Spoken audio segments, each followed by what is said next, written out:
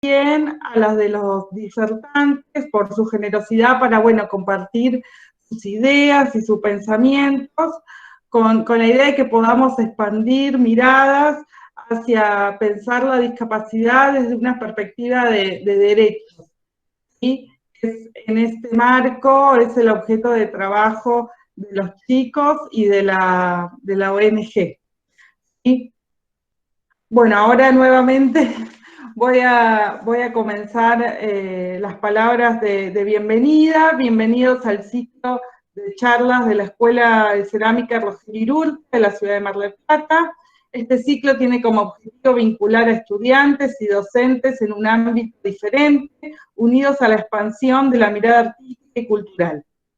Hoy tenemos el gusto de recibir a los comunicadores institucionales de la ONG SILSA, Matías Martín, María José Draperi y Diana Curti. SILSA es una ONG que promueve la inclusión plena de los sectores marginados de la sociedad, especialmente personas con discapacidad y niños en situación de vulnerabilidad social. Bueno, les doy la palabra a los disertantes y agradezco la presencia y la participación de todos. Bárbaro. Mati, no sé si tenés para compartir pantalla y comenzamos. Iba Dai. a compartir. Vale. Ahí. Sí, ahí la estoy empezando a mientras, compartir. Mientras Diana va compartiendo la pantalla, bueno, yo soy María José, estoy en la regional de Rosario, de SILSA. Ahora les vamos a contar un poquito. La idea es que podamos compartir una charla introductoria vinculada especialmente a lo que tiene que ver con la discapacidad desde la perspectiva de derechos.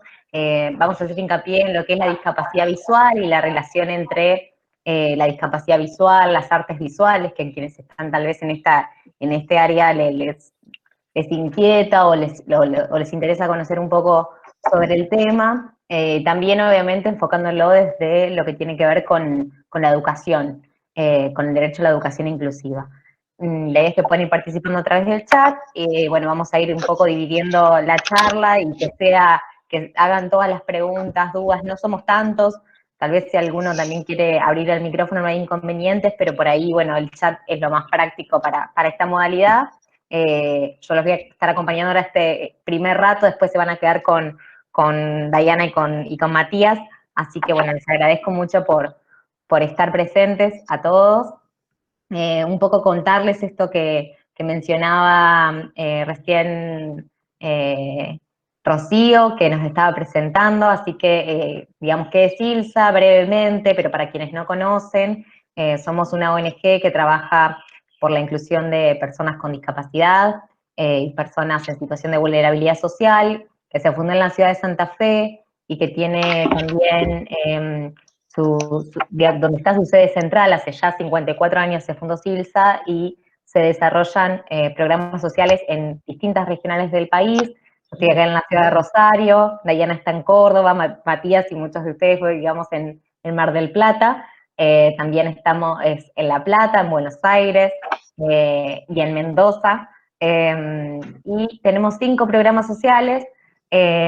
Nosotros formamos parte del Programa Nacional de Concientización, donde lo que hacemos es realizar actividades especialmente en el ámbito educativo, en el ámbito laboral, que tienen que ver con la toma de conciencia sobre los derechos de las personas con discapacidad, con el objetivo de promover la empatía, de ponerse en el lugar del otro. Realizamos charlas, talleres, proyectos educativos que tienen que ver con la temática de discapacidad. Lo hacemos en todos los niveles en el ámbito educativo, así que bueno, es un placer en este caso estar acompañándolos. También tenemos un programa de becas y oportunidades, donde entregamos becas de educación superior a personas con discapacidad que quieran seguir estudiando en un terciario, en la universidad. Tenemos centros de formación en cada una de las regionales, en todo lo que es, son centros de formación inclusivos para personas con y sin discapacidad, para en general jóvenes y adultos, en todo lo que es herramientas informáticas y talleres de preparación para el mundo del trabajo. Tenemos también un programa que se llama Un Niño en Futuro, más de 33 hogares de día en todo el país donde asisten niños y niñas que provienen de familias de escasos recursos económicos. En general van a este espacio de Silsa en contraturno de la escuela, como un espacio de contención, de recreación, donde se acompaña el desarrollo de los niños y las niñas. Tenemos el programa de entrega de elementos ortopédicos, que tal vez es por el que es más conocida la institución. Nosotros entregamos elementos ortopédicos como sillas de ruedas, bastones, andadores y otro tipo de elementos a personas con discapacidad que no tienen obra social o los recursos para poder adquirirlos. Y también tenemos un programa de recreación y deportes que funciona en Santa Fe y en Buenos Aires, donde hay polideportivos y escuelas de iniciación al deporte adaptado. Esto a grandes rasgos, para contarles, en realidad podríamos hablar muchísimo, después pueden ver un poco, si quieren, en las redes sociales o en la web de Silsa, un poco el trabajo que hacemos. Somos una asociación sin fines de lucro que se sostiene gracias al enorme aporte que hacen muchas personas, los socios colaboradores de la institución, para sostener este inmenso trabajo. Dicho esto, que lo dije así como un poco rápido y demás, pero porque, bueno, lo interesante es lo que podamos compartir luego, vamos a comenzar con, si quieres pasar de ahí a la otra placa. Bien, el punto de partida desde el cual nosotros nos posicionamos cuando hablamos de discapacidad hoy, tiene que ver con el modelo social y de derechos humanos. Es decir, partimos de una mirada de la discapacidad, desde un paradigma de la discapacidad que entiende que surge en el ámbito de lo social, la discapacidad, y que es una cuestión de derechos humanos. Ninguna de estas dos cosas fueron así históricamente, digamos. Ha ido cambiando, ha ido evolucionando el concepto de discapacidad. Si ustedes se ponen a pensar lo que era la mirada que había en la antigüedad, o incluso hace 50 años cuando se fundó Silsa, y la mirada que tenemos ahora, y todo el marco jurídico, y la sensibilización y conocimiento que tenemos sobre el tema, es muy diferente, ¿no? Han pasado muchas cosas en todos estos años, pero fundamentalmente lo que nosotros planteamos desde el modelo social y derechos humanos, no solo nosotros, sino es una concepción teórica, jurídica de la discapacidad que está presente hoy, que tiene que ver con que la discapacidad es aquello que aparece, que ocurre, cuando las necesidades funcionales de una persona no son tenidas en cuenta por el entorno físico y social en el que vive, poniéndolas en una situación de desventaja e inequidad, ¿no? Donde se convierte en una responsabilidad social la posibilidad de que el hecho de que esa persona y que las personas con discapacidad puedan tener las mismas oportunidades. Es decir, la discapacidad para este modelo no es una cosa que tiene la persona, ¿sí? No es una enfermedad, no es la esencia de nadie, sino que es una condición o una situación que surge a partir de la interacción entre las limitaciones funcionales de las personas y el entorno social, ¿sí? Cuando en la interacción, cuando quiero transitar por la calle, quiero ir a hacer compras, ustedes imaginen todos estos escenarios, ¿no? Voy a la escuela o estudiar en el nivel superior, o conseguir un trabajo y desarrollarme laboralmente, por decir algunos, puede ser viajar, etc. Hay personas que por tener limitaciones funcionales se van encontrando con un montón de barreras y de obstáculos que los dejan en una situación de desventaja. Eso es la discapacidad. ¿Sí? Aparece cuando hay barreras que dejan afuera a distintas personas porque la sociedad de alguna manera no está preparada para esa diversidad, ¿sí? Entonces, desde este modelo, el desafío, de alguna manera, es construir entornos educativos inclusivos para todos. Obviamente, nos vamos a enfocar en la educación porque es tal vez el ámbito en el que muchos de ustedes también se están formando y lo que a nosotros nos interesa pensar en, por ejemplo, las artes visuales como una herramienta para la educación, ¿no? Y una educación que sea para todos y todas, ¿sí? Teniendo en cuenta la diversidad de personas y dentro de esa diversidad a las personas con discapacidad, ¿sí? No sé si quieren agregar algo, si no, pasamos a la otra. Esta ya bueno, no. ¿Ahí vas vos, Dai? Sigo yo. Sí. No. Ah, te tocaba. Bueno, en este sentido, perdón. No, estamos. En este sentido, así como comentaba Majo, dentro de lo que son los distintos paradigmas que fueron transitando la discapacidad y cómo fue evolucionando a lo largo de la historia, y bien como mencionaba Majo, que hoy nos posicionamos dentro de lo que tiene que ver con un modelo social y de derechos humanos, en donde se empieza a visibilizar que la discapacidad no es algo propiamente de la persona, sino que tiene que ver con esta interacción con el entorno, ¿sí? La participación que la persona puede tener en este entorno y las barreras que éstas le generan para que no pueda participar, es que seguramente ustedes han escuchado que se habla mucho de dos conceptos que aún hoy coexisten, ¿sí? Que es el concepto de integración por un lado y el concepto de inclusión por otro lado. ¿Por qué los traemos en este momento y por qué hacemos esta diferenciación? Porque muchas personas en realidad se creen que hablar de integración y hablar de inclusión significan lo mismo, que son sinónimos. Y la realidad no es así. Si nosotros hablamos de integración, ¿sí? Nos estamos posicionando más bien sobre un paradigma anterior al modelo social. Este paradigma, que era el paradigma médico o rehabilitador, consideraba que las personas, o sea, las personas con discapacidad, no formaban del todo parte de esta sociedad, porque se las consideraba que tenían alguna enfermedad o algún problema, ¿sí? Para lo cual tenían que ir a alguna institución donde pudieran hacer un tratamiento, tener una cura y así poder volver a funcionar de la mejor manera posible, o sea, normalizarlos, ¿sí? Para que vuelvan a formar parte de esta sociedad. Es por eso que en esta cuestión de la integración surgen, por ejemplo, como se puede visualizar en la diapositiva, lo que tiene que ver con la escuela especial y la escuela común, ¿sí? Estas dos cuestiones como por separado. Quienes tenían discapacidad iban a la escuela especial y quienes no tenían discapacidad iban a la escuela común. Y aquel que tenía discapacidad se lo consideraba que tenía necesidades educativas especiales. Este es otro concepto que seguramente lo tienen que haber escuchado y que durante muchos años ha circulado, digamos, dentro de lo que tiene que ver con las instituciones educativas. Básicamente, el concepto y esta mirada desde el modelo rehabilitador y el concepto de integración, lo que dice es que es la persona con discapacidad la que tiene que adaptarse para poder estar, por ejemplo, en el aula. Es ella tiene con su esfuerzo, con sus estrategias o con lo que fuese, adaptarse para funcionar al igual que los otros.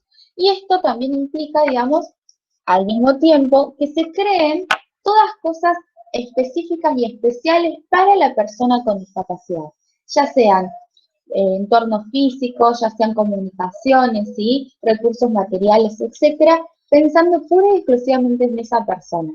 Como si fuera, digamos, esta diferenciación entre el ellos y el nosotros que nos diferencian, y al ellos, que son diferentes, son anormales, pongámoslos entre comillas, había que hacerle todas cosas específicas para que puedan adaptarse a la sociedad. En cambio, con este modelo social y de derechos humanos que venía planteando Majo recién, empezamos un poco a cambiar esta mirada, la discapacidad ha ido evolucionando y empezamos a hablar de inclusión. ¿Por qué hablamos de inclusión? Porque ya no pensamos en una escuela, por ejemplo, especial por un lado y una escuela común por el otro, sino que empezamos a hablar de una escuela que sea para todos y donde el foco está puesto en realidad en las barreras en el aprendizaje y la participación. Estas barreras, en realidad, las proporcionamos todos como sociedad, ¿no? Ya no es algo que es propiamente de esa persona, sino que nosotros formamos parte también como sociedad, como un conjunto, un colectivo de personas. Este concepto de integración lo que implica básicamente, lo que dice es que nosotros podamos pensar espacios, comunicaciones, recursos y actividades para que todos puedan disfrutarlos, utilizarlos y comprenderlos al margen de cualquier circunstancia personal, participando juntos en igualdad de condiciones. Eso es lo que está escrito en la diapositiva y es un poco en donde nosotros intentamos, a partir de hoy, digamos, que podamos reflexionar en cuanto a esto, en que ya no tenemos que nosotros crear cosas específicas pensando en las personas con discapacidad, si bien hay personas que tienen alguna necesidad particular, pero eso no quiere decir que sea porque tienen una discapacidad, sino que en realidad este concepto de inclusión lo que trata de mostrarnos es que todos somos diferentes, todos podemos tener alguna necesidad, tengamos o no alguna discapacidad, y que tenemos que pensar que la escuela tiene que ser un espacio, la escuela, las instituciones, las universidades, ¿no? Me refiero a todo, ¿no? Tienen que ser espacios pensados para todas las personas, ¿sí? Más allá de la discapacidad. Bien, seguimos. Si hay alguna consulta.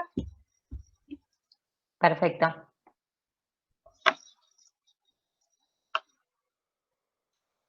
Bien, bueno, en cuanto al, ya metiéndonos un poco más, veníamos hablando de esta cuestión educativa, esta diferenciación entre integración e inclusión, y dentro de todo este paradigma nuevo que tiene que ver del modelo social y de derechos humanos, también encontramos que tenemos el derecho a la educación inclusiva, ¿sí? Donde las personas con discapacidad, justamente, tienen el derecho a estudiar en escuelas comunes, aprendiendo y participando en igualdad de condiciones. A ver, eso no significa que las personas con discapacidad no puedan elegir a dónde estudiar, ¿bien? Pero la educación inclusiva apunta a que todos podamos estudiar en escuelas comunes y que dentro de estas escuelas comunes podamos recibir el apoyo que cada uno necesitamos para poder, digamos, aprender, que es lo que uno busca cuando va a las instituciones, ¿sí? Entonces, en el artículo 24 de la Convención Internacional sobre los Derechos de las Personas con Discapacidad, esta convención surge en el modelo social, ¿sí? Voy a comentarles. La convención es un documento internacional que se creó por la Asamblea de las Naciones Unidas en el año 2006, ¿sí? Este documento básicamente es el primer tratado que se crea con la participación pura, digamos, de las personas con discapacidad. Es la primera vez donde ellas pudieron expresarse y decir qué era lo que querían para ellas. Entonces surge en el 2006 esta convención. Argentina adopta a esta convención en el año 2008 y en el 2014 le da carácter constitucional. En esta se plantean una serie de derechos que en realidad no es que no los tenían las personas con discapacidad, sino que siempre a lo largo de la vida estos derechos habían sido vulnerados. Entonces se crea esta convención para poder, digamos, empezar a hacer más foco en estos derechos. Entre ellos estaba, como les mencionaba yo, el artículo 24 de la Convención, que habla específicamente de la educación inclusiva. Bien, y este artículo obliga a los estados, ¿sí?, a garantizar sistemas educativos inclusivos en todos los niveles, ¿no? Y desde el nivel inicial, primario, secundario y hasta incluido el nivel universitario, brindando los apoyos y ajustes que sean necesarios a quien los requieran, y a asegurar que las personas con discapacidad no queden excluidas de las escuelas convencionales. Esto que yo les mencionaba de que la educación inclusiva hace foco en que todas las personas puedan participar en igualdad de condiciones que los demás dentro de los espacios educativos comunes, en este caso, pero eso no significa que cada quien va a tener que recibir lo que necesita para poder desenvolverse dentro de ese ámbito educativo, ¿sí?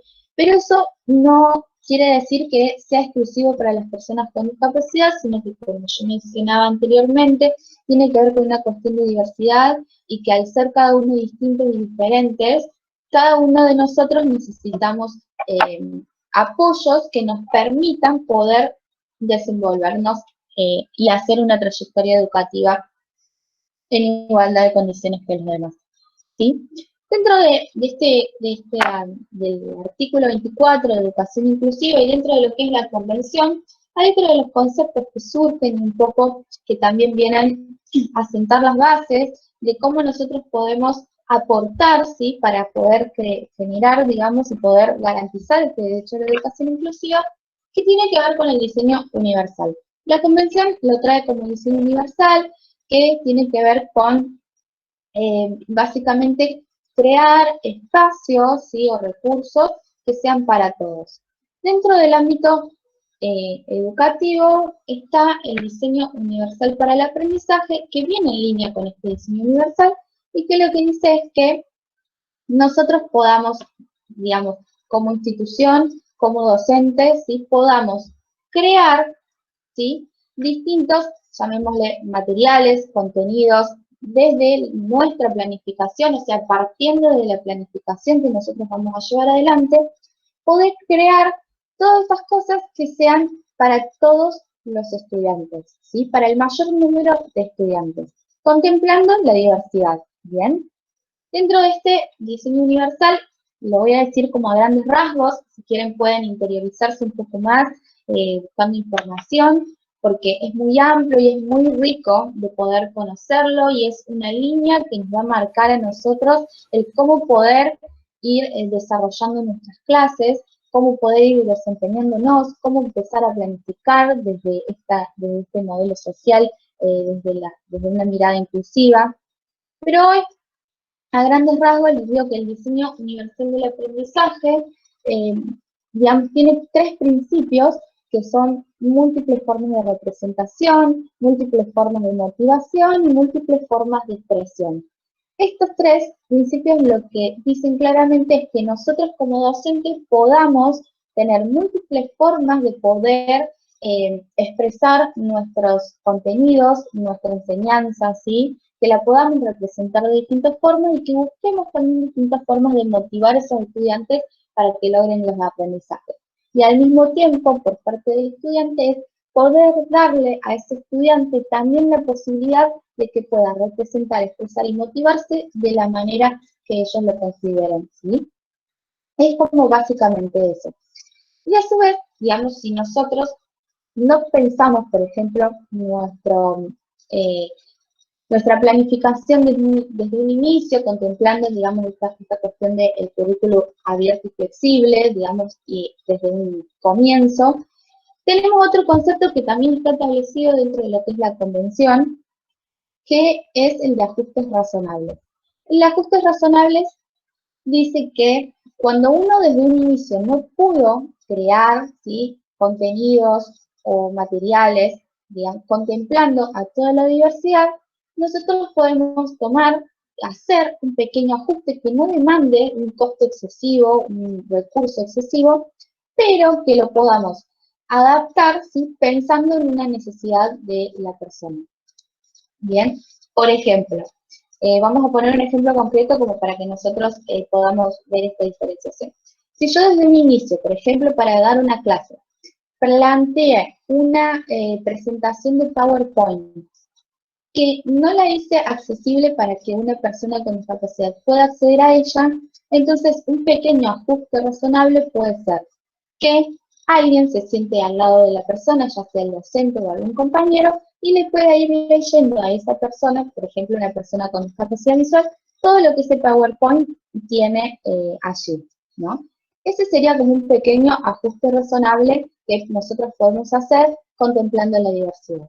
Otro ejemplo también concreto, como para pensarlo, es muchas veces nosotros lo podemos visualizar con el tema de los videos, que también es un tema que vamos a hablar un poquito más adelante, pero muchas veces los videos no contemplan a las personas con discapacidad visual o a las personas con discapacidad auditiva.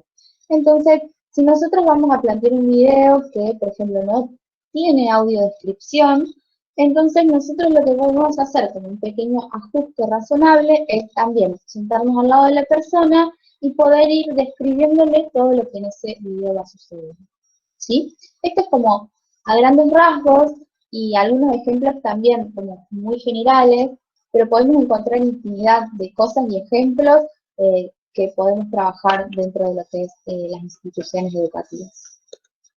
Bien, bueno, continuamos. No sé si hay alguna duda, si alguien quiere aportar algo más, alguno de mis compañeros. Si no, seguimos. Bien, seguimos, Dai, si querés. Perfecto. Perfecto. Álvaro.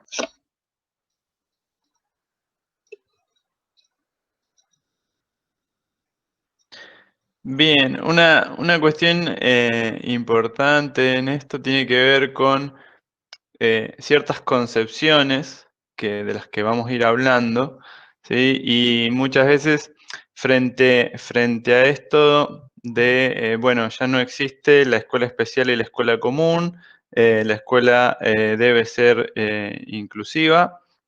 Una de las cuestiones que sabemos que a veces preocupa es, bueno, cuál es el diagnóstico de este estudiante que yo voy a tener, porque está esta creencia, esta cuestión de que si yo conozco el diagnóstico voy a poder, digamos, hacer más accesible mi clase. Entonces, una preocupación que aparece es, bueno, yo como docente quizás no tengo la formación específica para entender un diagnóstico y demás. Entonces, vamos a hablar de eso en breve. Existen, según la convención que mencionaba Diana, eh, existen distintos tipos de discapacidad, ¿sí? Siempre recuerden que la discapacidad se entiende como la relación de la persona con un entorno y en ese entorno aparecen ciertas barreras, ¿sí? Que son las que generan la discapacidad. No es una cuestión meramente de la persona. Entonces, dentro de esa convención, que es la que nosotros utilizamos como marco legal, aparece esta clasificación que les voy a mencionar de tipos de discapacidad. Hay otras, ¿sí? Esta la tomamos porque, bueno, es bastante sencilla en algún punto de entender. Entonces, hablamos de discapacidad motriz, tiene que ver con lo que tiene que ver con limitaciones de movilidad, ¿sí? Todo lo que sea movilidad. Hay, por supuesto, dentro de estas categorías generales hay infinidad de tipos de discapacidad distintas que se podrían mencionar. Dentro de lo que es la discapacidad auditiva, por ejemplo, está la hipoacusia, que sería la disminución auditiva, y la sordera, ¿sí? Que en esto voy a hacer una salvedad, porque es un término bastante común decir sordo-mudo. Que una persona sea sorda no implica necesariamente que sea muda, ¿sí? La, la afasia, que es la imposibilidad de articular lenguaje, no necesariamente va asociada a la sordera. Entonces, que una persona sea sorda no implica que sea necesariamente muda, ¿sí? Por lo tanto, el término correcto es sordo y no sordo-mudo en ese sentido. Después tenemos las discapacidades viscerales, que son aquellas que tienen que ver, como su nombre lo indica, con lo interno, digamos, lo visceral. Podríamos hablar, por ejemplo, de diabetes, podría ser una discapacidad visceral, ¿sí? Algunas cuestiones cardíacas también, ¿sí? Esas son las viscerales. Está en discusión si la celiaquía es o no una discapacidad visceral, por ejemplo, ¿sí?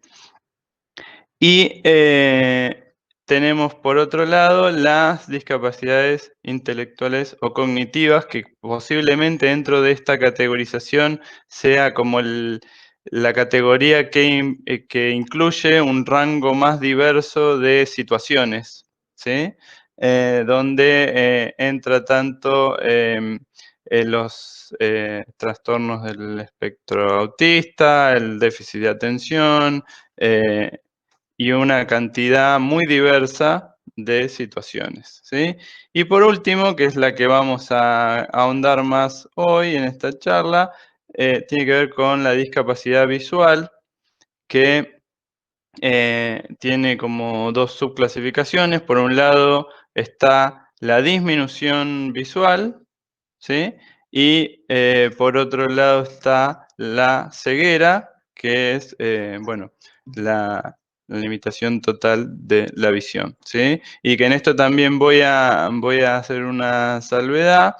El término aceptado por la colectividad de personas ciegas es ese, persona ciega o ciego, y no vidente, ¿sí? Amigos nuestros que son personas ciegas nos hacen este chiste de vos tampoco sos vidente porque no ves el futuro. Entonces esto es aclararlo que el término aceptado y correcto es persona ciega, ¿sí? Y bueno, la ceguera puede ser de origen adquirido o congénito, ¿sí? Bien, chicas, ¿quieren agregar algo a esto? No, me parece que está bien. Bien. En general, el apoyo que utiliza una persona ciega o con disminución visual tiene que ver con el bastón, ¿sí? Y dentro de el bastón hay un código, ¿sí? Que tiene que ver con los colores. El bastón blanco es para la persona ciega. El verde es el que utiliza la persona con disminución visual o baja visión. Y el blanco y rojo, o sea, es un bastón blanco con líneas rojas, es el que utilizan las personas que tienen sordo-ceguera. ¿Sí? Sordo-ceguera. El bastón blanco para las personas ciegas es un código internacional, ¿sí? Ahora, el bastón verde como código para persona con disminución visual está aceptado en algunos países y en otros no. ¿Por qué hago esta salvedad? Porque si bien este código existe, también es cierto que la persona utiliza el bastón que consiguió o que le queda cómodo o que le gusta, ¿sí? Entonces tampoco es que, bueno, si tiene un bastón blanco, quiere decir que es una persona ciega y no una persona con disminución visual. Pero bueno, está bueno que ustedes sepan que existe este código. Por ejemplo, muchas personas con disminución visual utilizan el bastón blanco porque está, digamos, más reconocido socialmente. Entonces, las personas que ven el bastón saben que inmediatamente que se trata de una persona con discapacidad visual. Y con respecto a los perros guías, existe una ley nacional, que es la 26.858, que es la que habilita en Argentina la utilización de perros guías, ¿sí? Voy a decir algo que quizás sea una obviedad, un perro guía no es una mascota, ¿sí? Entonces está reglamentado su utilización y su acceso a todos los espacios, ¿sí? Incluido el transporte, incluido restaurantes, incluido cualquier oficina pública, ¿sí? La ley 26.858 es la que reglamenta eso, ¿sí? De alguna manera el perro guía es una configuración de apoyo para las personas ciegas. La ordenanza municipal, esto corre solo para Mar del Plata, ordenanza municipal 21.419, lo que hace es aclarar que todo lo que dice la Ley Nacional 26.858 corre también para el municipio de General Porredón, ¿sí? Y la Ordenanza Municipal 22.031 lo que dice es que también los perros guías deben tener garantizado el acceso a balnearios y playas, ¿sí? Que eso es propio de Mar del Plata. Entonces, con esto sepan que existe un marco legal que habilita todo esto para garantizar el acceso de las personas con su perro guía. ¿Seguimos adelante? Bueno, ¿cómo vamos hasta acá? ¿Alguna consulta? ¿Se va entendiendo? para ir teniendo un poco de feedback, a ver si algo de esto les resulta nuevo, si, bueno, nos pueden ir comentando cualquier cosita en el chat, vamos a ir avanzando mientras tanto, después intercambiamos al final. Súper interesante, bueno, bárbaro. Esto tiene que ver un poco más con algunas recomendaciones generales que podemos hacer desde SILSA, lo que tiene que ver con el trato con las personas con discapacidad.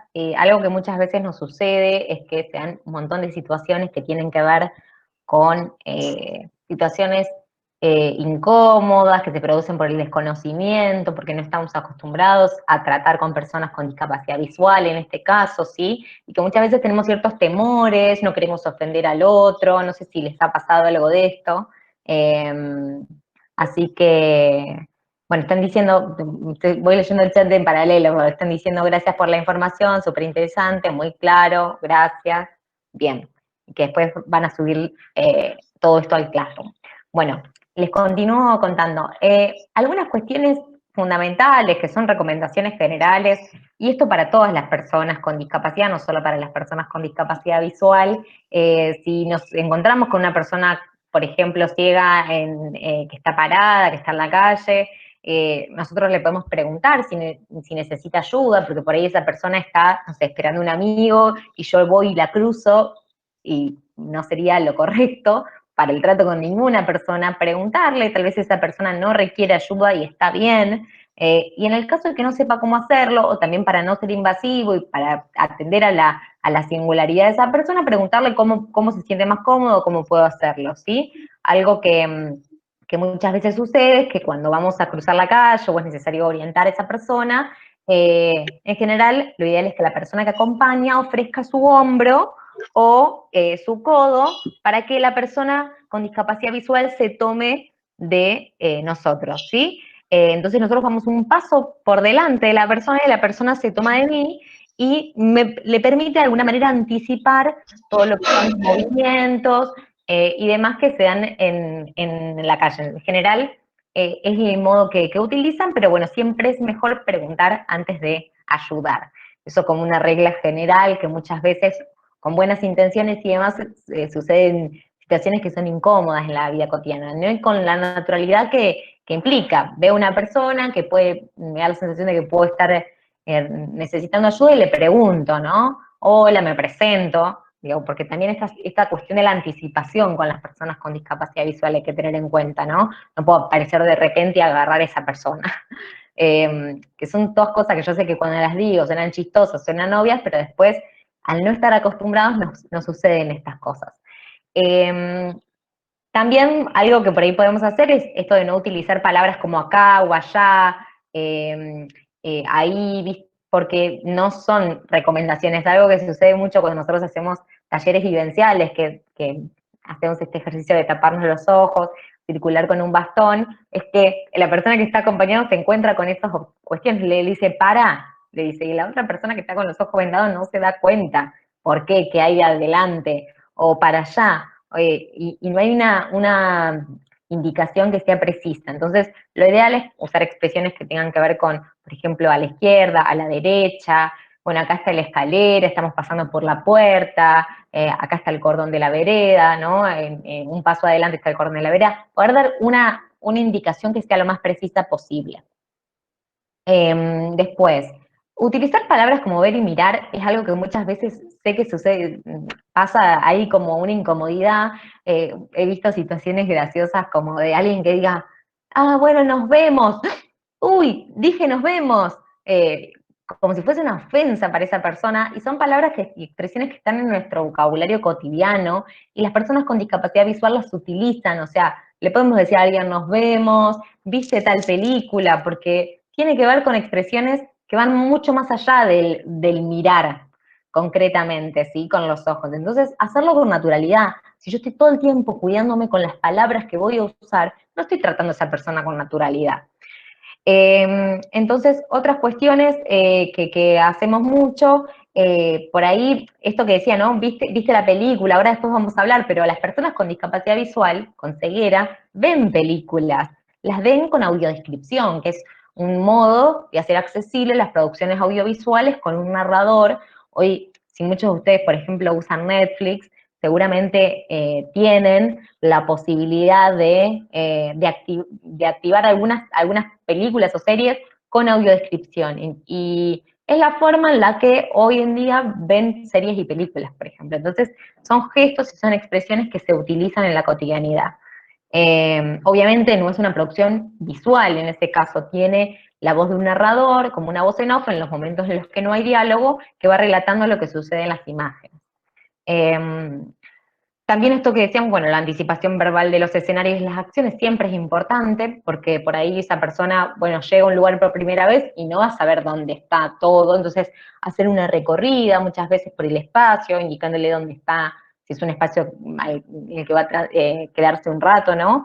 Poder indicarle dónde están determinados lugares, incluso, por ejemplo, anticiparle dónde está la silla, esa persona ya después tocando el respaldar de la silla se puede sentar sola. Ciertas cuestiones de esto, la anticipación, o poder pensar en esto, lo que yo estoy viendo que esa persona no, y que es información relevante. También esto mismo, ¿no? Decíamos, por ahí mostrar todo lo que sean objetos y elementos cotidianos con confianza, sobre todo en lo que es niños y en el trabajo con los niños y niñas, para poder generarles cierta confianza, ¿no? En todo lo que sea juegos o movimientos o actividades, que por ahí es distinto a si lo hacemos de una manera repentina, porque hay que pensar en este sentido de la anticipación que quienes vemos siempre tenemos incorporado, ¿sí? Ahí están diciendo, bueno, muy interesante tener en cuenta la anticipación para no invadir al otro, escuchar esta charla es un modo de empezar a hacerlo, totalmente, dice Abigail, y Gaby dice gracias, así que bueno, algunas cuestiones, no sé si quieren agregar algo más, Dai, Mati, Dai, ¿quiere decir algo? Sí, sí, a mí me gustaría agregar, bueno, que esto, digamos, estas recomendaciones tienen que ver, digamos, si bien pueden ampliarse a otros tipos de discapacidad, están centradas más que nada en lo que tiene que ver con las personas ciegas, ¿bien? Pero, como Martín mencionaba, también tenemos a las personas con baja visión o con disminución visual, y que, a ver, algo que me gustaría reforzar es que no todas las personas por tener baja visión van a tener la misma baja visión. Que en realidad esto es algo que abarca para todas las personas, ¿no?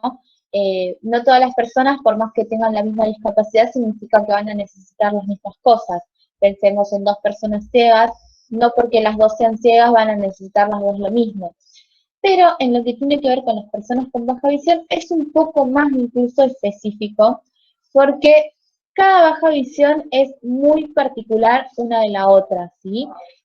Hay dos personas que pueden tener baja visión, pero al mismo tiempo ver de maneras totalmente distintas. Entonces es importante, digamos, considerar esto porque muchas veces se piensa que una persona con baja visión, y esto es una generalidad media un poco errónea, se piensa que toda la persona va a necesitar que sí o sí le amplíen la letra, es decir, que le hagan todo en macrotipo, por ejemplo. Y eso es un mito, la verdad que bastante falso, porque no todas las personas con baja visión necesitan la letra grande. Al contrario, de acuerdo a las patologías que tenga la persona en su visión, a lo mejor necesite que se la achiquen lo mayormente posible, por ejemplo, ¿sí? O hay personas que van a necesitar, digamos, muchos contrastes en algunas cosas y en otras no. Hay personas que quizás pueden ver bien de cerca y no de lejos, o viceversa. Digamos, como que es muy amplio el abanico, ¿sí? Y, digamos, tenemos que pensar y estar abiertos nosotros. Hay un autor muy lindo que dice que tenemos que estar dispuestos. Carlos Clear dice que en realidad no tenemos que conocer tanto, sino que lo que tenemos que es estar dispuestos. Y en esto, bueno, entra esta cuestión de que no hay algunas cosas que las podemos generalizar y otras que no, porque van a depender de cada persona y sobre todo de cada discapacidad. Por eso esto que yo empecé a decir hace un ratito de conocer el diagnóstico no me garantiza un conocimiento útil de la persona. O sea, es más importante conocer a la persona, poder comunicarme con la persona y ver qué es lo que esa persona necesita, que el diagnóstico en sí. El diagnóstico en sí me puede dar una orientación, ¿sí? Pero lo que me va a realmente indicar cuáles son los ajustes razonables que yo necesito hacer, si es que necesito hacer alguno, va a ser en relación con esa persona, no tanto con su diagnóstico, ¿sí? Entonces, un poco aclaro esto por esta cuestión que me han contado docentes, de decir, bueno, ¿y cómo hago para entender un diagnóstico? ¿Qué me tengo que poner a estudiar sobre el tema? No, no necesariamente. O sea, si te interesa estudiarlo y te suma, bienvenido. Ahora, lo que sí va a ser necesario es que conozcas a esa persona, que te puedas comunicar con esa persona y ver qué es lo que necesita y cómo lo necesita, ¿sí? Y también aceptar cuando la persona, cuando yo quiero ofrecer ayuda o un ajuste y la persona dice, no, prefiero que no, aceptar eso, ¿sí? Porque eso también forma parte de aceptar la autonomía y la capacidad de decisión de todas las personas y en especial de las personas con discapacidad en este caso.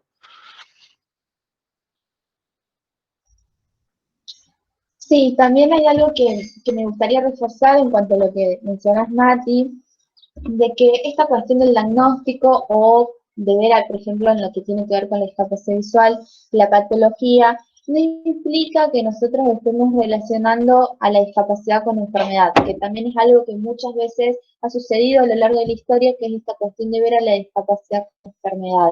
Y estamos hoy, desde todo esto que veníamos mencionando Majo, desde el principio del modelo social, y eso, estamos muy lejos ya de ver a la discapacidad como una enfermedad, sino que simplemente vamos a tomar este diagnóstico para que nos dé un puntapié inicial cuando no conocemos a la persona, ¿sí? Pero en realidad, y refuerzo mucho lo que dice Mati, creo que lo importante es poder conocer a la persona y preguntarle qué es lo que quiere. Y si no llega a saber lo que quiere, bueno, trabajemos juntos, ¿sí? Para ver de qué manera o qué manera te queda más cómodo a vos para poder lograr lo que vos quieras lograr, ¿sí? Pero es esta cuestión de empezar a darle protagonismo a la persona, de empezar a ver cuáles son sus intereses y darle la posibilidad de que tome sus propias decisiones y que sea lo más autónomo posible. Agrego algo chiquito y ya pasamos a lo siguiente, que también tiene que ver con esta mirada de la diversidad.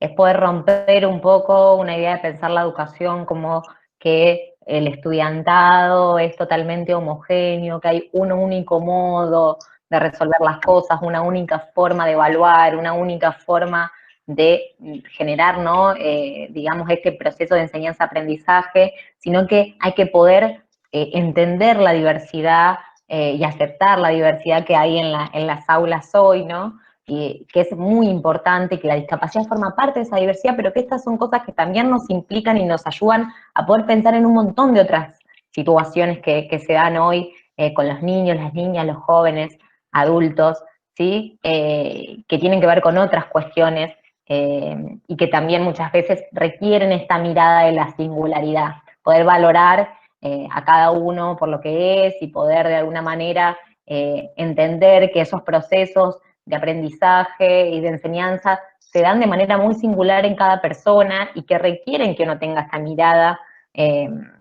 digamos, de diversidad, que de alguna manera me gusta pensarlo así.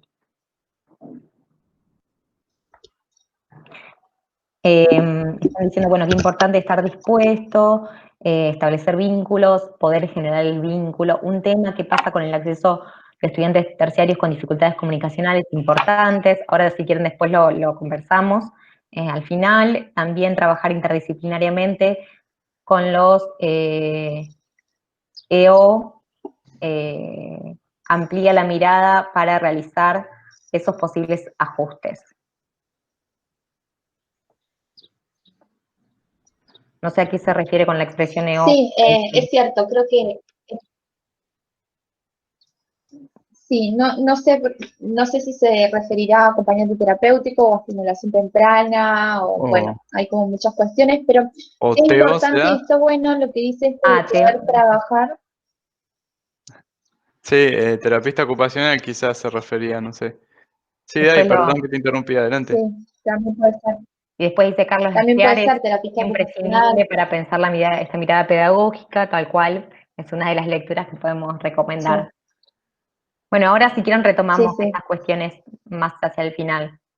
Sí, yo quería, digamos, quedarme con esta cuestión de poder trabajar de manera interdisciplinariamente.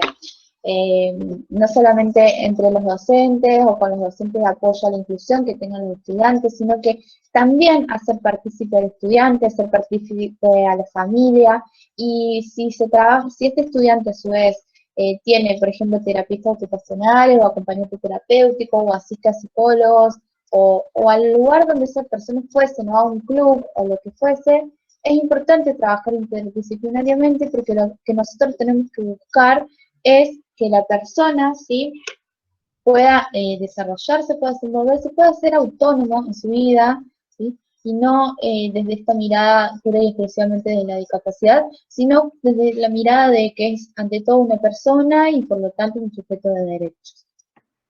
Y con todos los Bien. actores, como decía recién Dai, de la comunidad educativa. Yo a veces digo hasta la importancia de trabajar esto, no sé, con asistentes escolares, ¿no? Con el personal administrativo, de portería, digo, personas que construyen vínculos con estudiantes todos los días de su vida, digamos, y que es importante pensar en todo, las familias, las organizaciones, si ese estudiante, digamos, forma parte de una escuela especial, los equipos pedagógicos, ¿sí? Hay que poder pensarlo entre todos.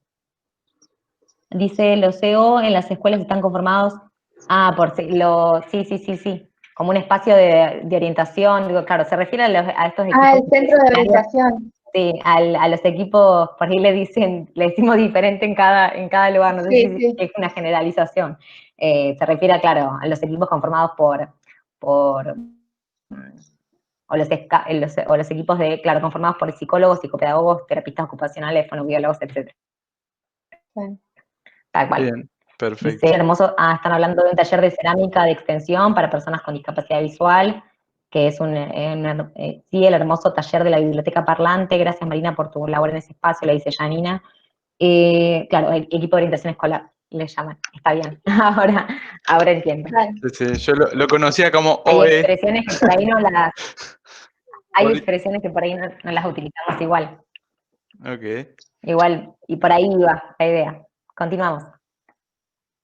Bien, bueno, en este recorrido entonces, imagino que muchos de ustedes, sobre todo los que se están formando como profesores, la pregunta es cómo se hace, o sea, cómo hago para hacer accesible un contenido, para hacer accesible una clase. Bueno, hay distintos apoyos educativos o configuraciones de apoyo también se llaman, que lo que permiten es justamente eso, ¿no? Hacer accesible contenido, hacer accesible una clase. Vamos a hablar de algunos, ¿sí?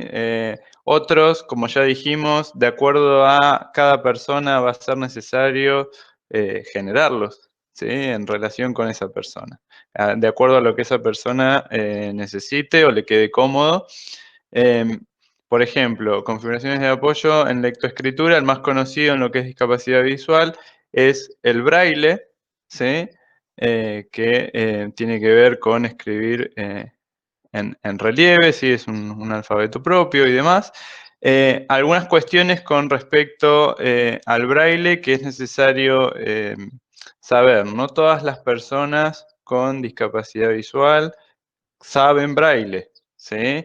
Sobre todo las personas que han adquirido la discapacidad visual, digamos, a cierta edad, que no es algo congénito, hoy en día esas personas muchas veces prefieren otro tipo de configuraciones de apoyo, por lo tanto no llegan a aprender braille. Entonces, no dar por sentado que una persona, porque es una persona ciega, sabe braille, ¿sí?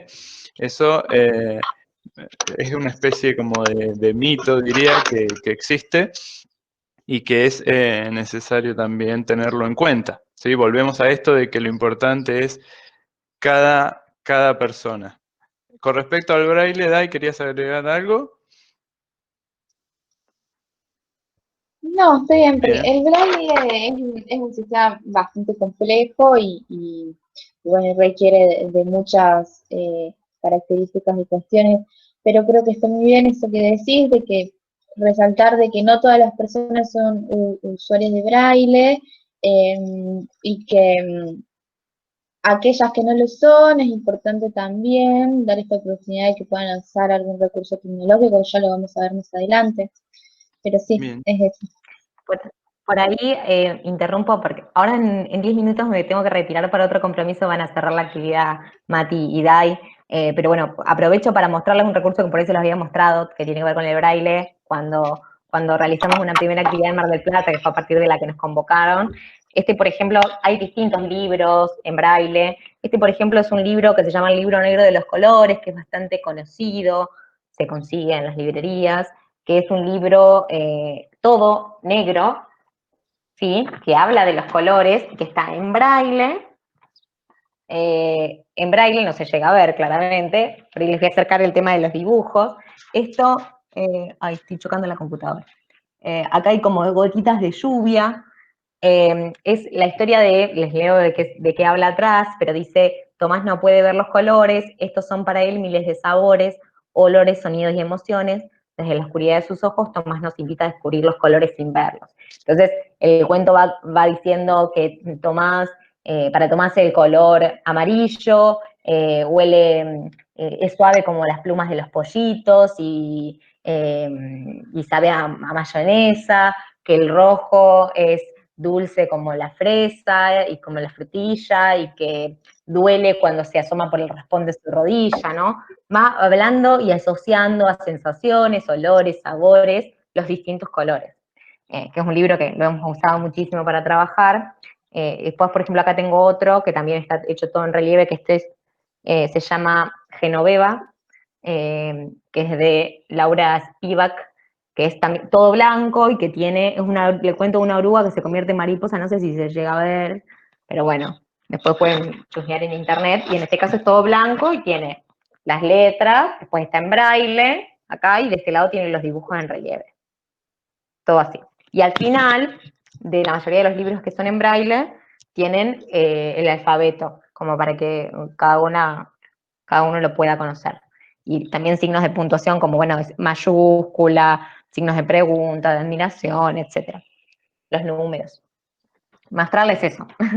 Bien, vamos a tener algunos recursos. Doy fe que el libro negro de los colores se consigue en Mar del Plata, lo vi hace poco en una librería. Así que doy fe que aquí se consigue. Bueno, en esta línea, Mati, déjame Sí, que agregue, en realidad les voy a recomendar, si les interesa, para que puedan ver, hay un video que es un documental muy chiquitito, un cortometraje, mejor dicho, que se llama Los colores de las flores, y bueno, justo más como mencionaba el libro de Tomás y el tema de cómo ver los colores, el video Los colores de las flores también trata de un chico ciego, que la tarea era que tenga que escribir acerca de qué eran los colores. Entonces, bueno, él con su máquina braille y otras estrategias que usó, bueno, pudo dar cuenta de qué eran para ver los colores. Es muy lindo, es muy cortito, los invito a verlo cuando ustedes quieran.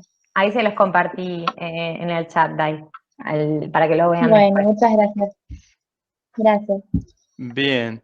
Entonces, continuamos con los apoyos educativos.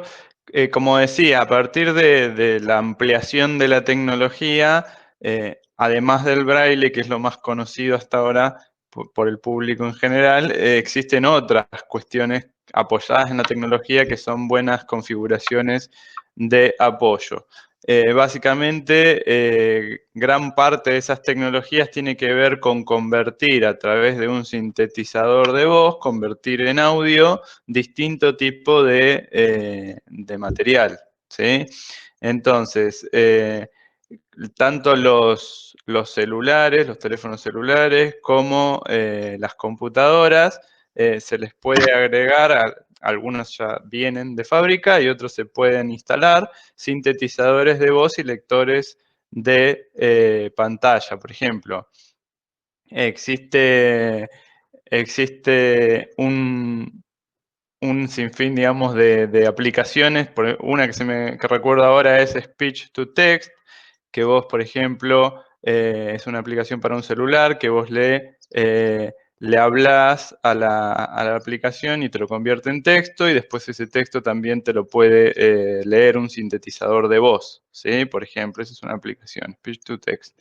Después existen los lectores de pantalla, que son los que utilizan las personas ciegas o con disminución visual para reconocer lo que hay de forma textual, de forma de texto en una pantalla, ¿sí? Entonces, el NVDA es un programa que es un software libre, por lo tanto es gratuito, es de muy fácil descarga, ¿sí?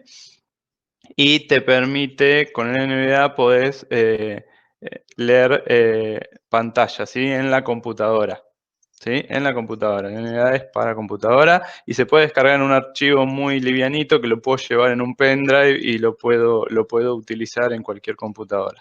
El JAWS es un programa también para el lector de pantalla que es de licencia paga, ¿sí? El JAWS es de licencia paga. Y en lo que es celulares, tenemos lectores de pantalla. En Android está el Tollback, ¿sí? Si ustedes tienen Android como sistema operativo en su celular, el Tollback viene con el teléfono, ¿sí? No les sugerimos ahora que lo activen porque después suele ser un poco complejo desactivarlo y es como que va a quedar ahí, van a quedar hablando sus teléfonos y leyéndoles todo lo que hay en su pantalla. Nos ha pasado a todos que la primera vez que lo activamos es muy simple de activar y no tan simple de desactivar, así que por eso no lo proponemos ahora. Aparte de eso, de que los lectores de pantalla, bueno, tanto los lectores de pantalla en el celular como el Tollback o el NVDA, por ejemplo, que funcionan en las computadoras, tienen como sus características para manejarlos. No es que uno, por ejemplo, activa el Tollback en el celular y ya directamente lo maneja, pero guiado por la voz, sino que uno empieza, digamos, a tener que manejar el teléfono de una manera muy particular. Por ejemplo, no sé, si yo quiero abrir el WhatsApp, si yo le hago un toque al icono de WhatsApp, me va a leer que es el WhatsApp. Pero yo para poder abrir el WhatsApp no es como lo hacemos comúnmente, que tocamos una vez y ya se abre, sino que una vez lo tocamos para que nos lea qué icono es y tenemos que hacer 2 toques seguidos, por ejemplo, para que nos abra el WhatsApp. Y así, entonces, digamos, uno que no conoce cómo va funcionando, por ahí le es un poco complejo esta cuestión. Una vez que se acostumbran, ya está. Igual que el NVDA tiene, digamos, sus características por una cuestión de que una persona ciega, digamos, le es muy complejo poder utilizar el mouse, entonces toda la computadora la maneja por medio de comandos que va utilizando el teclado, ¿no? Por ejemplo, un comando que nosotros seguramente usamos todos es el Control-C para copiar o el Control-V para pegar, ¿no? Bueno, así como esos comandos se utilizan otros y a otros más complejos para poder hacer todas las acciones que uno realiza cotidianamente en una computadora. Una cosita que yo ya me tengo que retirar y les quiero decir algo en relación a esto que les dejé en el chat, que es un portal de tecnología inclusiva de Silsa que se llama www.desarrollarinclusión.silsa.org, y ahí tienen un montón de información, no solo sobre esta cuestión que tiene que ver con los paradigmas de discapacidad. Hay toda una parte que tiene que ver, que la armaron distintas organizaciones de personas con discapacidad visual, auditiva, motriz, intelectual y demás, que tiene un montón de información sobre todo lo que son configuraciones de apoyo. Hay toda una parte vinculada también a aplicaciones accesibles para personas con discapacidad, muchas de estas que han estado comentando, y hay toda una parte también que tiene que ver con lectores de pantalla, la accesibilidad.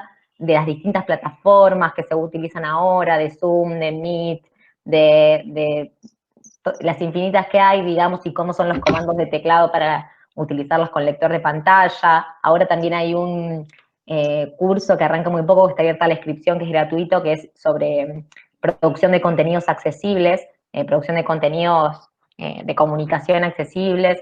Así que, bueno, pueden chusmear todo eso ahí en la dirección que les dejé. Y bueno, yo ahora me retiro porque tengo otro compromiso con el hogar de niños de acá, de Rosario, y bueno, siguen Mati y Dai, después me cuentan cualquier cosa también a disposición para lo que necesiten.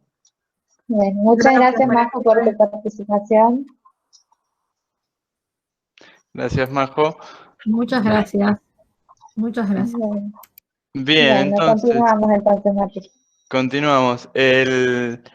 En el sistema operativo de iOS, que es el de Apple, que también hay personas que lo tienen, el programa que sirve como lector de pantalla es el VoiceOver, ¿sí? Funciona exactamente igual leyendo lo que aparece en la pantalla del celular.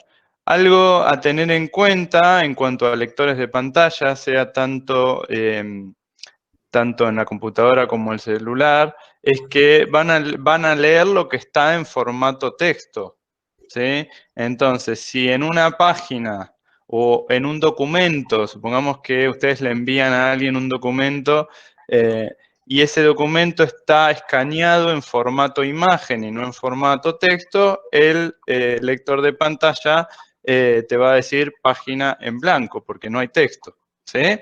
Entonces, es importante que si yo genero contenido, que es un poco lo que decía Majo sobre este curso que se va a dar en breve, que tiene que ver con la generación de contenido accesible, si yo genero un contenido, que ese archivo que envío, ¿sí?, esté en formato texto para que un lector lo pueda reconocer. ¿Y qué pasa si dentro de ese archivo o en algo físico, ¿sí?, existe una imagen, ¿sí? Bueno, tiene que haber una descripción en texto de esa imagen para que la persona que accede a esa información se pueda enterar de la información y no se quede fuera de esa información. ¿Cómo se hace una descripción de imagen? Bueno, cuando se programan las páginas y también en las redes sociales, si ustedes suben contenido, existe la posibilidad de agregar una descripción alternativa, se llama, para que cuando el lector se encuentre con la imagen, te lea la descripción. ¿Cómo se hace? Por ejemplo, ustedes que trabajan seguramente con obras de arte, bueno, dirán, bueno, ¿cómo describo en palabras una obra de arte visual?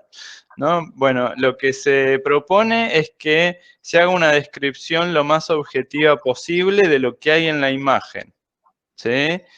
¿Para qué? Para que cuando una persona ciega escucha o con disminución visual escucha la descripción, pueda hacer su propia interpretación de la obra, ¿sí? Entonces, ¿qué voy a hacer? No voy a yo interpretarle la obra. En la descripción no va a ir, por ejemplo, el nombre del autor de la obra, no va a ir la técnica, no va a ir tampoco el movimiento artístico al que pertenece esa obra. Va a haber una descripción de lo que hay en la imagen, ¿sí?, en términos lo más objetivos posibles.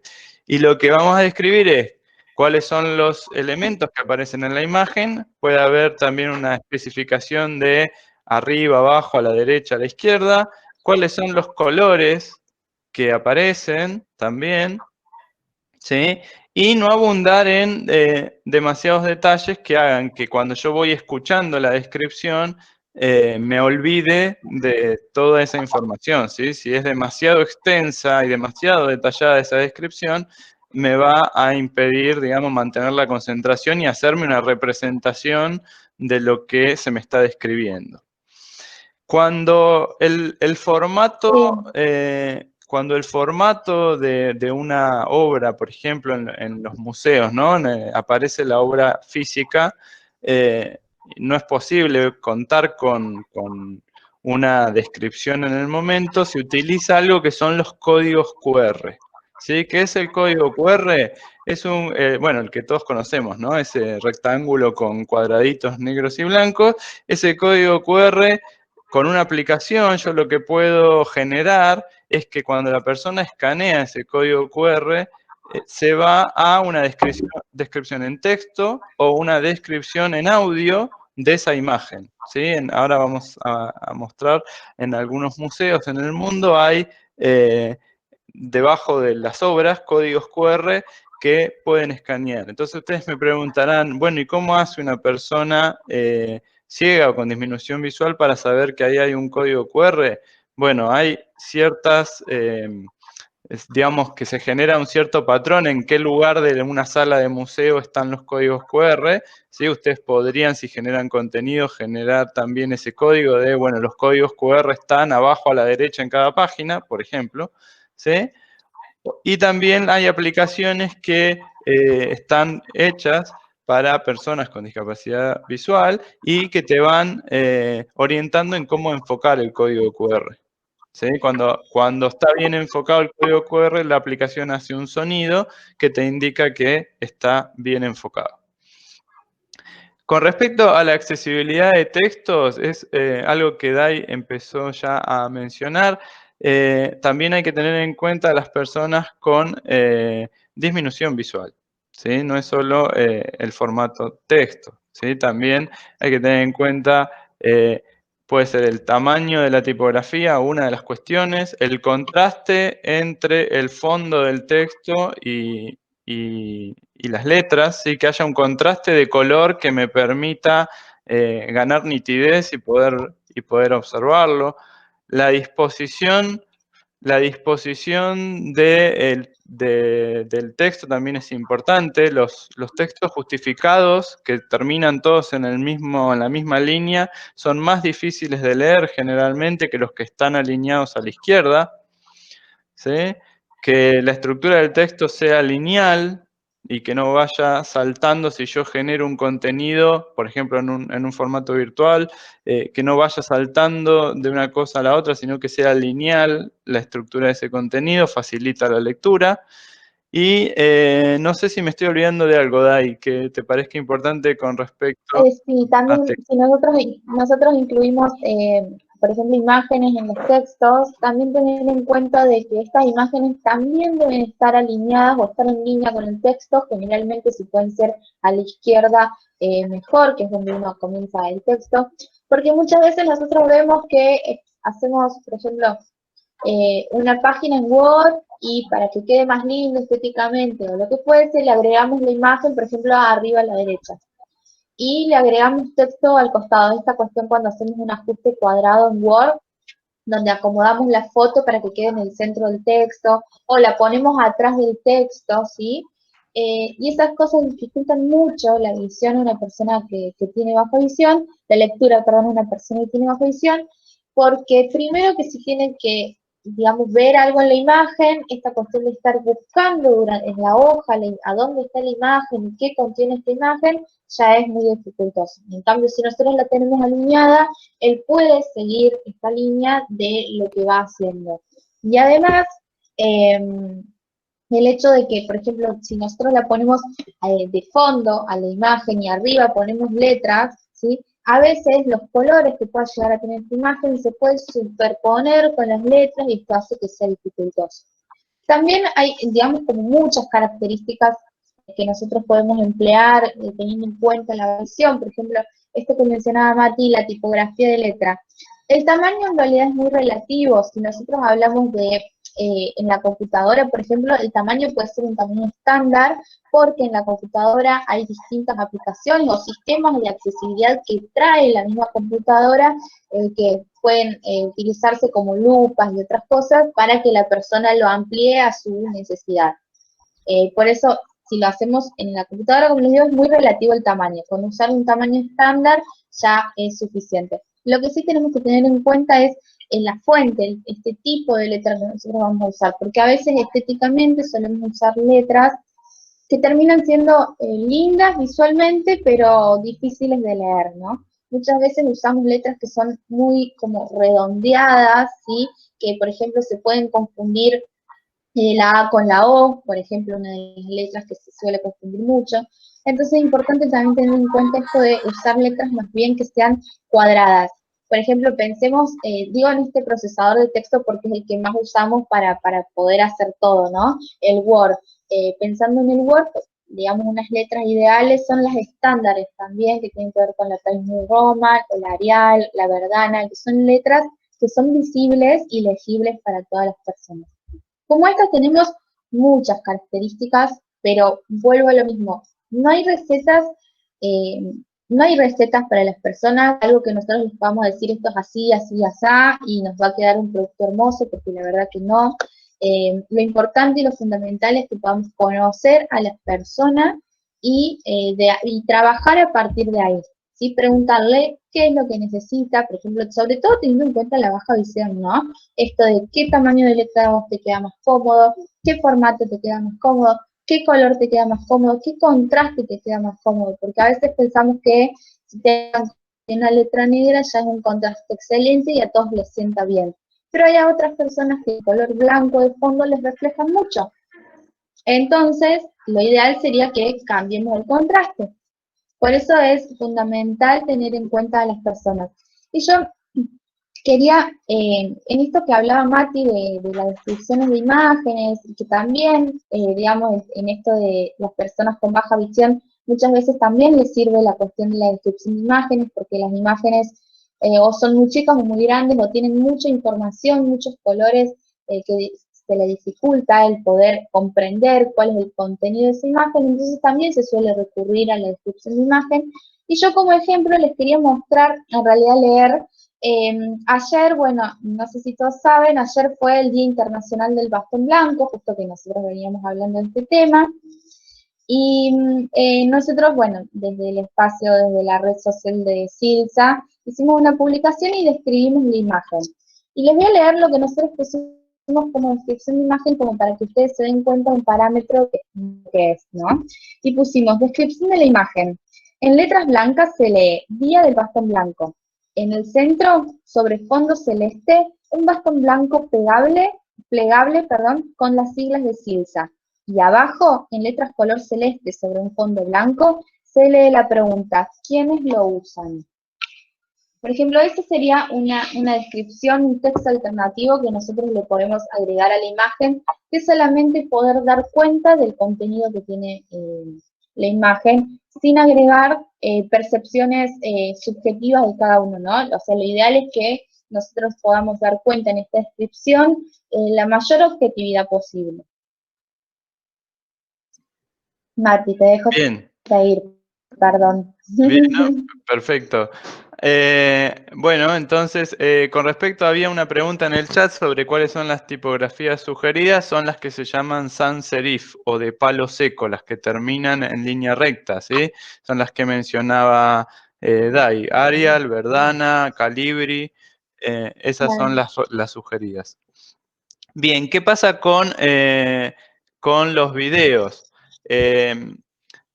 La forma más extendida para accesibilizar un video tiene que ver con que contenga audiodescripción. ¿Qué es la audiodescripción? Es una pista de audio que lo que va haciendo es describirte lo que aparece en imagen, ¿sí?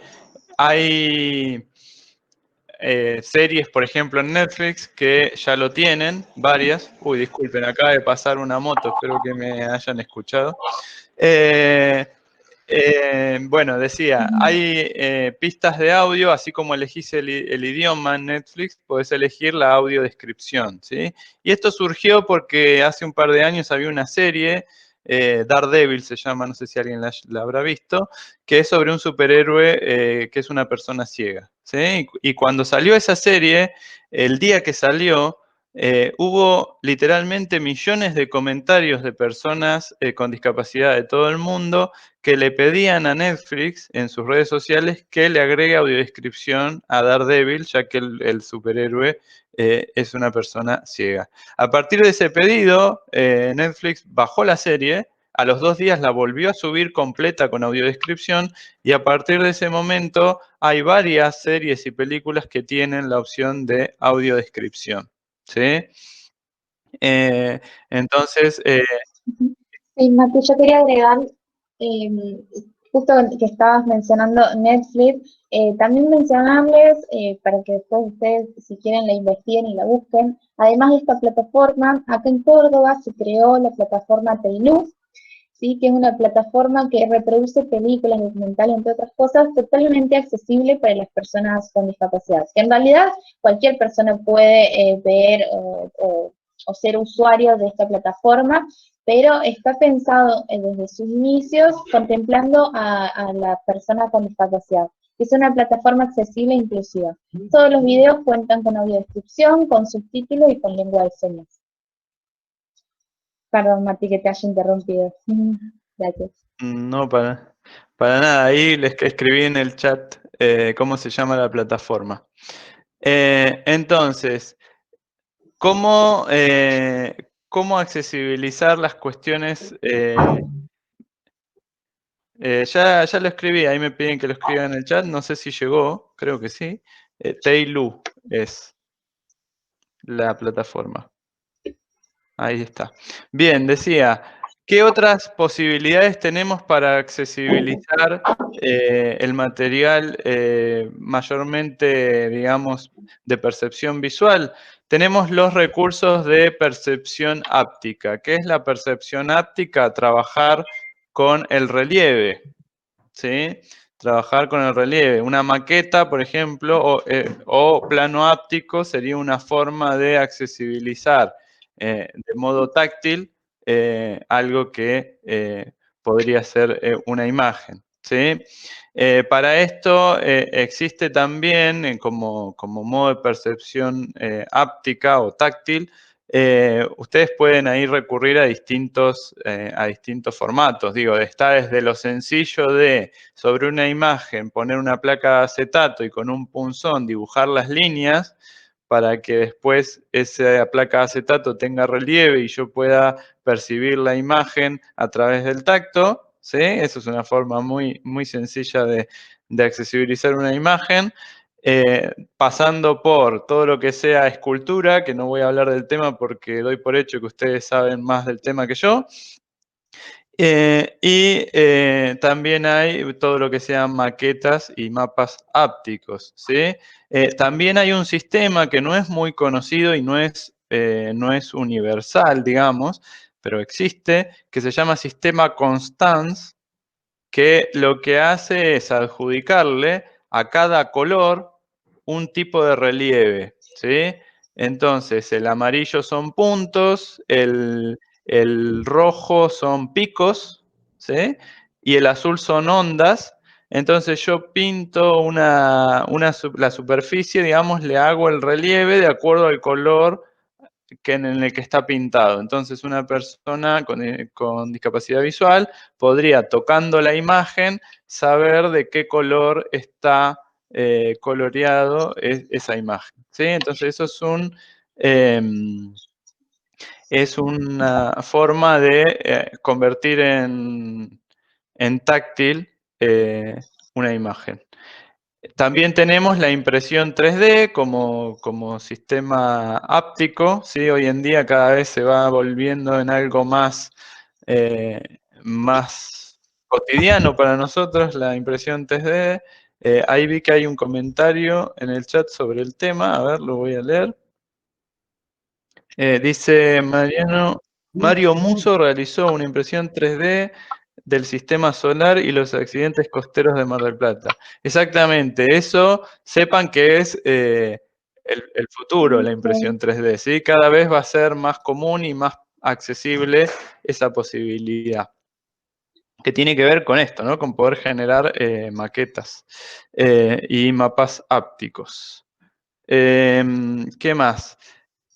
Existen aplicaciones de celular también que son útiles para accesibilizar imagen. Tenemos aquellas que convierten en con un sintetizador convierten en audio un objeto, que quiero decir, con mi celular lo enfoco, como SuperSense es una de esas aplicaciones, con mi celular enfoco el objeto y la aplicación me dice qué estoy viendo, ¿sí? También hay aplicaciones que te permiten enfocar una imagen que tiene texto y te lee el texto. ¿Cuál es todavía la limitación que tienen estas aplicaciones? Que como son automáticas, cometen errores, ¿sí? No son 100% confiables, pero son una buena posibilidad para accesibilizar distintos contenidos o formatos visuales, ¿sí? ¿Seguimos adelante, Dai? Dale, sí. En cuanto a las aplicaciones, en realidad, Mati mencionó SuperSense, antes también había mencionado otra, y tenemos infinidad de aplicaciones, y bueno, y ustedes saben cómo es esto de que todos los días aparece una aplicación nueva, entonces tenemos que estar siempre a la vanguardia, tratando de ver, bueno, qué aplicación salió y si sirve o no, y eso es súper valioso porque sobre todo esta cuestión de la tecnología y las aplicaciones le permite a las personas equiparar muchas oportunidades de acceso a lo que tiene que ver con la información, con todo lo que sea visual, ¿no? Son un recurso de apoyo para la persona sumamente importante para poder ser autónomo en su vida. Esto como mencionaba Marti con la aplicación SuperSense, esta aplicación, entre otras cosas, también permiten de que si vos enfocás, por ejemplo, el espacio, el panorama completo, te dice si tenés una silla frente tuyo, o si, no sé, hay una aplicación que es muy parecida, tiene prácticamente las mismas funciones, pero, por ejemplo, si vos enfocás para arriba, te dice si la luz está prendida o apagada. O sea, imagínense todas las cuestiones que se pueden hacer con una aplicación y todo lo que le permitió a las personas con discapacidad poder, para que ellas puedan ser independientes y autónomas, ¿no?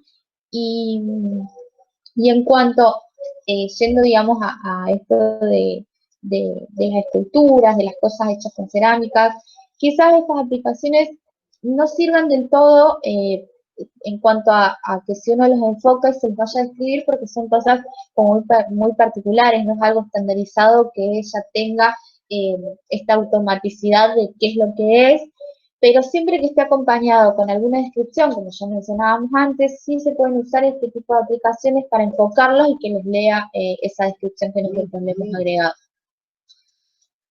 Bueno, continuamos porque ya estamos un poco en hora, así que sí, vamos a seguir, vamos a mostrarles, bueno, estas en realidad son algunas digamos, de las aplicaciones, les voy a decir muy rápidamente porque son imágenes que muestran un poco y dan cuenta de todo esto que nosotros le veníamos mencionando. Tenemos el lector de pantalla LNVDA, tenemos distintas aplicaciones que sirven como lupas en los celulares para que las personas puedan acceder a los textos, ¿sí? Tenemos las impresoras de 3D, tenemos la máquina de braille, que esta máquina de braille en realidad es muy moderna. Hay otras máquinas que son mucho más antiguas y que no tienen ese visor para que se vaya viendo. Son como distintos objetos. Perdón, Dai, les recuerdo que en la página Desarrollar Inclusión que compartió María José antes de despedirse, está toda esta lista de aplicaciones. Si ustedes quieren buscarla en la página, está, y son todas gratuitas, de descarga gratuita para Android, ¿sí? Sí, tal cual, Mati. Y también, bueno, en esta imagen también se puede ver esta cuestión del sistema braille, ¿sí? Las personas ciegas que, por ejemplo, juegan ajedrez, como se muestra en la imagen, que este ajedrez también cuenta con braille y con algunas cuestiones que tienen que ver con texturas, ¿sí? o marcas con relieve para que la persona pueda identificar. Bueno, y tenemos así como mucha variedad, el tema de los colores, ¿sí? Acá se puede visualizar un poco en la imagen que está abajo a la izquierda, se puede visualizar un poco el sistema Constance, esto de que unas líneas, una línea curva marcada en color, la línea recta otro color, ¿sí? Y así. Son como algunos ejemplos que nosotros le trajimos como para poder dar cuenta de la variedad de cosas que se pueden utilizar teniendo en cuenta y contemplando a la persona con discapacidad visual. Repetimos, digamos, si ustedes quieren también hacerse un poco más de información con respecto al tema o con distintas, o de las aplicaciones, o de tecnología, o de lo que tiene que ver con la discapacidad, pueden recurrir al portal de Desarrollo e Inclusión de SILSA o también a las páginas de SILSA o a las redes sociales que nosotros constantemente estamos subiendo información que puede ser útil y valiosa. Bueno, y como para ir ya finalizando, Mati, te doy la palabra. Tenemos ahí en el chat les escribí cómo se llama el sistema por si lo quieren buscar, el sistema Constance de colores. Y tenemos un ejemplo que vamos a mostrarles apenas un minuto porque es largo, de una audiodescripción que se hizo para una muestra fotográfica, ¿sí?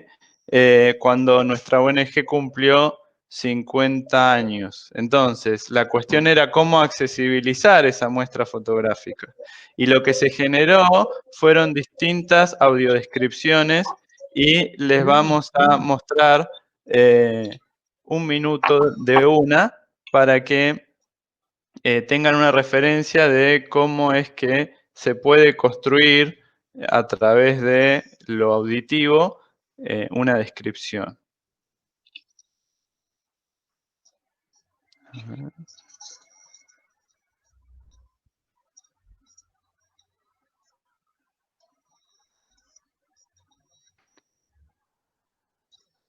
A ver, esperen que en este caso... Ahí está empezando Bien, a compartir, está Mati, yo perfecto, te ¿no? aviso si se ve y si te escucha. Dale. Todavía no se visualiza, pero está empezando, ya te digo. Ok.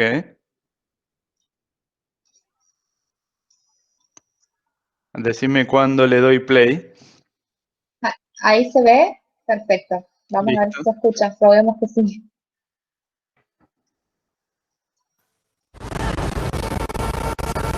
Perfecto. Pared 1. El valor de la diversidad. En las calles de la ciudad todo pasa rápido. Circula la gente, parecida, distinta. La primera foto es una muestra de ello. Se llama Todos somos uno con los demás y es la imagen de un cuerpo hecho con partes de diferentes personas. La misma muestra la diversidad que nos acerca y nos aleja, de la que todos estamos hechos y formamos parte.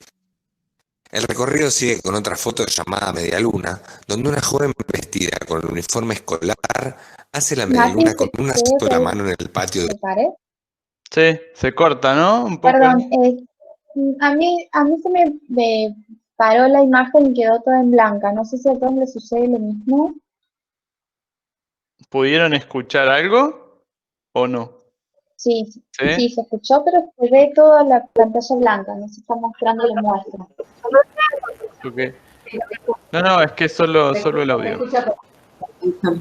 Se escucha el audio un poquito cortado, pero sí, la pantalla está blanca, ¿no? Con un... Sí. Bien. Es eso. Bien. Bueno, no sé si quieren escuchar un poquito más o como quieran ustedes. No, pienso que, Bueno, un poquito más, Mateo. Se entiende la idea, ¿verdad? Un poquito más. Bien, bueno, pongo solo 30 segundos más y ya lo damos. A ver. Genial. Dale. Personas. La misma muestra la diversidad que nos acerca y nos aleja, de la que todos estamos hechos y formamos parte. El recorrido sigue con otra foto llamada Media Luna, donde una joven vestida con el uniforme escolar hace la media luna con una sola mano en el patio del colegio donde es alumbrada por el sol. La siguen dos imágenes. La primera muestra la escalera de una escuela y tres chicos de guardapolvo blanco abrazados entre sí. Bajan y se sostienen entre los tres. La foto se llama compañerismo porque expresa la ayuda de todos para con quien tiene una dificultad en su pierna.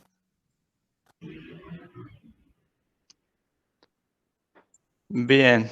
No sé, se escuchaba bastante cortado, no sé si se llegó a entender, espero que sí.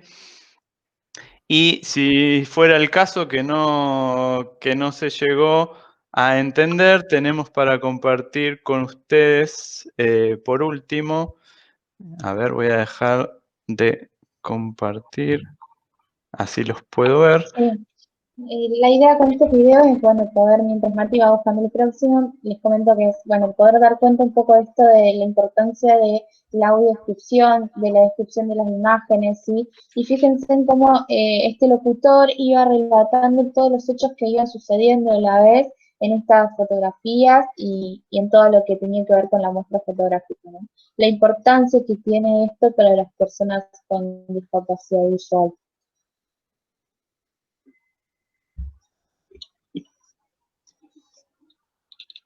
Bien, les comparto un link de YouTube para que ustedes cuando quieran lo puedan disfrutar. Dura 10 minutos y es una obra de teatro ciego, ¿sí? Donde lo único que van a necesitar es recomendado auriculares para que puedan disfrutar de un buen sonido y van a ver ahí cómo está adaptado o más bien, más que adaptado, es accesible a personas ciegas un contenido que en principio podría ser puramente visual, ¿sí? Como para que tengan una referencia de cómo es que esto se puede hacer. Bien, como ya estamos excedidos de horario, por nuestra parte damos por concluida ya la presentación. No sé si hay comentarios, preguntas para que lo puedan hacer.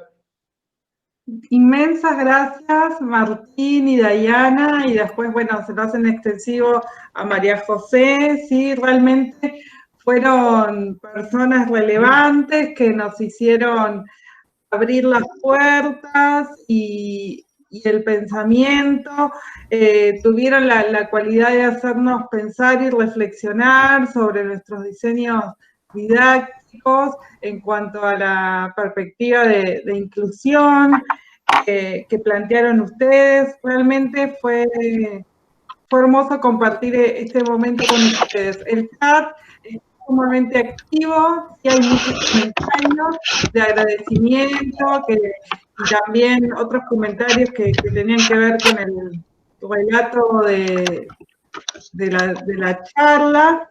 Agradecerles y, bueno, invitarlos a algunos, si quieren desactivar los micrófonos y hacer alguna pregunta a los chicos. Este es el momento.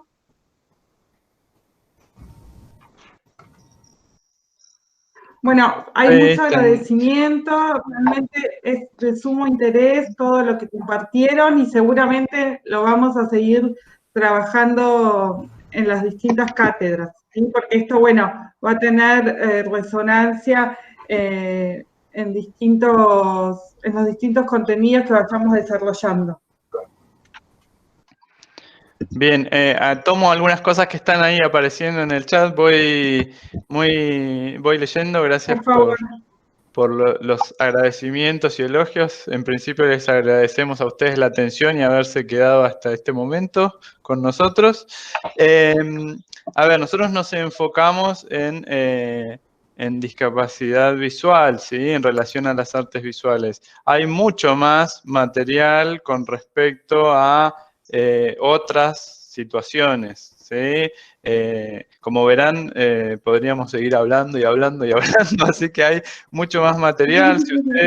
Si ustedes tienen alguna inquietud en particular, les dejo mi correo y también doy el tuyo, para que ustedes, si quieren, se contacten con nosotros y podemos generar algo si ustedes tienen alguna inquietud particular, ¿sí? Con respecto a esto, porque hay mucho. Sí, cualquier duda que tengan, nos pueden escribir a nuestros correos electrónicos, o bien también durante en las redes sociales nos pueden encontrar también y ahí pueden ubicarnos. Algunas otras cuestiones. Esto relacionado a hablar de necesidades o capacidades diferentes, lo que nosotros entendemos desde la Convención de los Derechos de las Personas con Discapacidades, que en realidad en tanto seres humanos todos tenemos las mismas necesidades y las mismas capacidades. Lo que tenemos también son formas diversas de cumplir con la satisfacción de esas necesidades y esas capacidades. ¿Sí? Entonces, si lo que genera la discapacidad es una barrera, poder trabajar en formas diversas, como decía Day hoy, de presentación, expresión y motivación, de acuerdo a lo que yo o mi estudiante puede estar necesitando como configuración de apoyo. ¿Sí? Bien. Sí, Alejandra hace hincapié en la autonomía personal. Eso es inclusión, ¿sí? Sobre todo. Pensar en términos de autonomía. Por eso es importante también tener en cuenta a la persona, lo que esa persona necesita o pide y qué le queda cómodo, es importantísimo. Y eso también es respetar la autonomía. Bueno, muchísimas gracias por los comentarios. Bueno, muchas gracias por todos los comentarios. Seguramente son muchos y todos hermosos. Nosotros en nuestro lugar, agradecerles por este espacio, por el intercambio. Para nosotros son muy valiosos que se puedan generar estos espacios de reflexión, ¿sí? Y de conocimientos, de información, que nos permitan a todos en nuestro lugar poder ir transformando, ¿sí? En lo que tiene que ver con la educación, nuestras prácticas pedagógicas, nuestras prácticas educativas, contemplando y pensando en que todas las personas son diferentes, no es que las personas con discapacidad sean especiales o diferentes ellos, sino que lo son todos somos diferentes y eso es, hay que contemplarlo y hay que valorarlo y hay que pensar en esta heterogeneidad para que nosotros desde nuestro proceso de enseñanza podamos lograr que estos estudiantes puedan tener una trayectoria educativa y puedan lograr los aprendizajes que nos proponemos y que ellos también se proponen. Así que, esperamos que les haya servido, que les haya enriquecido como así nos ha hecho a nosotros. Así que, muchísimas gracias, infinitas. Gracias, chicos. Gracias a los participantes, sí, por compartir esta experiencia. Realmente resultó conmovedora su presentación. Y para ir cerrando, los invito a concurrir y a participar a la próxima charla, ¿sí? De este ciclo Cerámica Presenta. Es a las 17 horas, ¿sí? A cargo de Natalia Cabrera y de Florencia Celaya, titulada Pensar la ESI como desafío pedagógico, un espacio de posibilidad. Entonces, tenemos una nueva oportunidad para volvernos a encontrar, para seguir reflexionando, ¿sí? Sobre temas que nos convocan y desafían la práctica. Gracias a todos por participar y por compartirse. Perdón, Rocío, que voy a intervenir también. Quiero felicitar acá a Matías, primero a Rocío, que fue a la que te convocó, ¿verdad? Y se lo agradezco a ella personalmente porque ha enriquecido este ciclo. Matías, Dayana, María José, que se retiró, ¿sí? Excelente la presentación, cómo nos han facilitado tanto material, nos han abierto un poco la cabeza. Les comentamos que en la Escuela de Cerámica también ha estado presente el tema de la discapacidad y aquí tenemos a dos representantes, una que trabaja en discapacidad visual y otra en discapacidad motriz, y como nos recuerda Débora allí, de la escuela hace 11 años, que apuesta y trabaja por la inclusión adolescente en discapacidad intelectual, junto con el CEF 511, ¿sí? Así que, muy agradecidos a todos. Realmente es una charla que vamos a replicar en los classrooms de todas las materias que tienen que ver con la didáctica y la práctica en esta escuela que forma a profesores, ¿sí? A educadores, y donde es tan necesaria esta visión de la inclusión. Está presente en las leyes, pero que a veces no está presente en la cuestión operativa ni en las capacitaciones suficientes como para poder abordar las dificultades. Así es, por eso el foco nuestro al final, sobre todo la charla, estuvo en esto de brindarles herramientas prácticas. Sabemos que una cosa es lo que dice la legislación, que debe cumplirse, y otra cosa es llevarlo en un aula. Así que, bueno, la intención nuestra es básicamente esa, que se lleven herramientas útiles. Como dijimos, hay muchas más. Así que estamos... Y desmuteamos los micrófonos para aplaudir fuerte a Dai, a Matías, y acá y a Rocío también, que nos los trajo la mano. Así que... Gracias por estar aquí.